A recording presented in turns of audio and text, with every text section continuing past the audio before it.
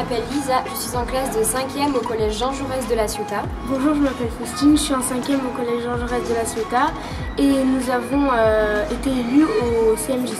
Nous avons été élus au nouveau conseil municipal des jeunes citoyens de La Ciotat. C'est donc le 7e mandat 2018-2020. Les élections ont eu lieu en octobre dernier dans tous les collèges de La Ciotat. Et nous nous sommes réunis pendant les vacances de la Toussaint pour un premier stage de sensibilisation. Nous avons voté pour plusieurs projets qui ont été répartis en 4 délégations qui vont vous être présentées. Bonjour, je m'appelle Fabio Marron, je suis en 4e au collège Virbel. Bonjour, je m'appelle Scosaro Lorenzo, je suis en 4e au collège Virbel. Nous sommes de la délégation écologique et sociale. C'est une délégation de plus en plus importante car l'écologie est un phénomène qui prend de plus en plus de place dans nos vies de tous les jours, autant à l'échelle de La Ciotat qu'à l'échelle mondiale.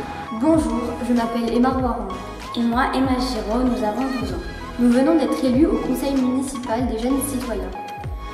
Nous faisons partie de la délégation sociale dans laquelle nous voudrions mener des projets qui nous tiennent vraiment à cœur. Bonjour, je m'appelle Virgile Girard. Bonjour, je m'appelle Lucas Dole. Nous faisons partie de la délégation sport du CMJC. Parce que le sport permet de se dépasser tout en restant en forme et en bonne santé. Bonjour, je m'appelle Luna Taillou-Waterloo, je suis en 4e au collège Jean Jaurès. Bonjour, je m'appelle David de Chenel, je suis en 5e classe au collège Jean Jaurès. Nous faisons partie de la délégation événementielle et communication. Pour mettre en place des manifestations, pour essayer de récupérer un maximum d'argent pour aider la réalisation des projets. Depuis 2008, La Ciotat donne la parole à de jeunes collégiens pour accéder à un mandat de 2 ans leur permettant de travailler sur des projets communs sur le territoire.